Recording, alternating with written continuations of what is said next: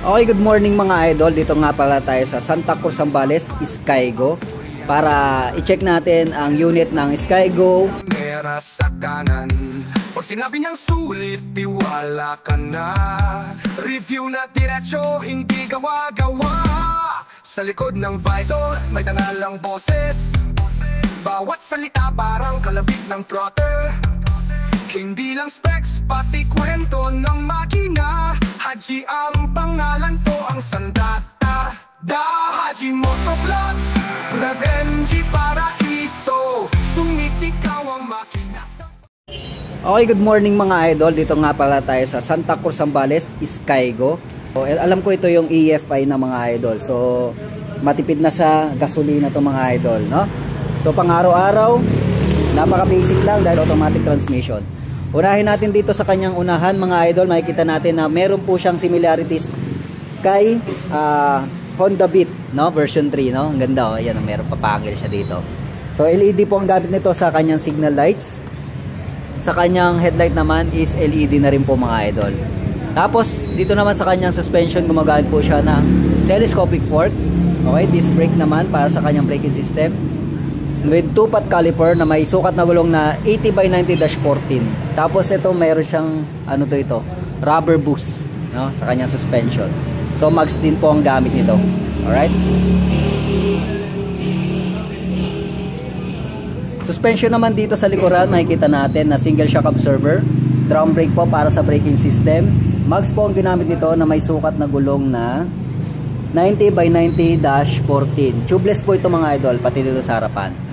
Tapos dito naman yung kanyang, okay, sa likuran ay gumagamit po siya ng LED mga idol. Tapos LED din sa kanyang signal lights. Okay, dito.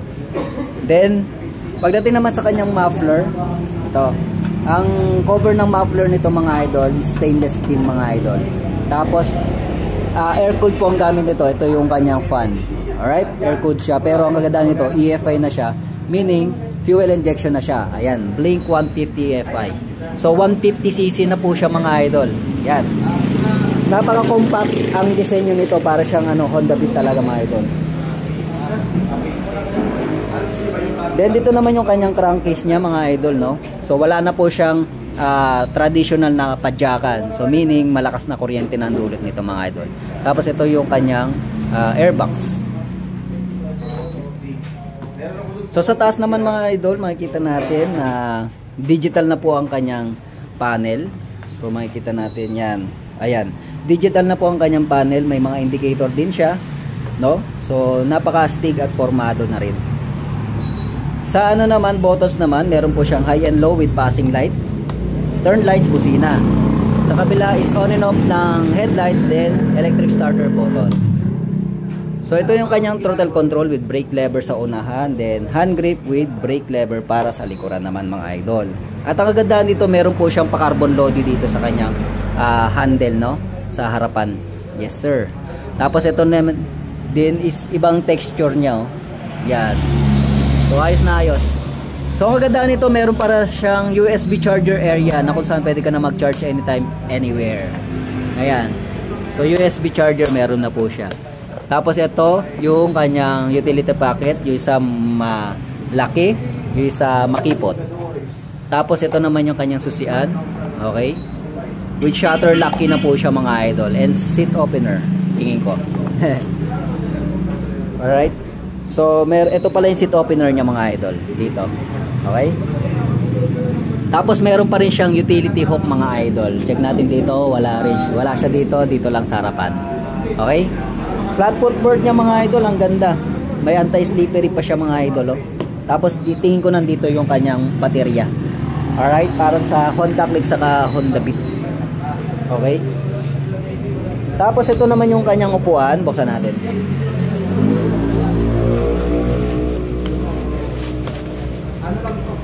Yan. Buksan natin mga idol yung kanyang upuan. Ayan. Ito yung style ng kanyang cover. So, dalawang texture, isang plain, isang rough. Okay, so napakaganda, solid yung ginamit niya rito sa kanyang upuan. Okay, makapal, very compact lang talaga mga idol, no? Hindi katulad ng ibang 150cc. Okay, so ito, ay very compact. So dalawa pa lang yung ano nito, isa 150, yung isa naman Blink 125 naman to, no? Tingin ko ito ay hindi pa siya F5. Then ito naman yung kanyang ano compartment niya mga idol, malapad na mababaw. Okay? So dito naman yung kanyang refiller na mayroong alulod system mga idol. Okay? Uy, may gas pa. Gas nga. May ready to use na siya. Okay? Just in case na mabenta na siya, ready na siya i-drive. Okay? So yan yung Skygo Blink 150i. Check natin ang presyo niya mga idol, no? Kung pasok ba ito sa budget nyo. Let's go. Okay, pag-usapan naman natin ang kanyang presyo mga idols. Yes sir, ito na po. So Blink 150 meron po siyang 75,000 pesos. Yan. So may down payment siya na 3,000 pesos. Ayan po yung mga terms niya mga idol. Okay? So rebate yan, 200 pesos yan kung maaga ka or due date ka magbayad. So yun, kuha na lang po kayo dito ng unit. Isa lang to. Tapos ito yung available niya, Blink 125. Okay? Sir.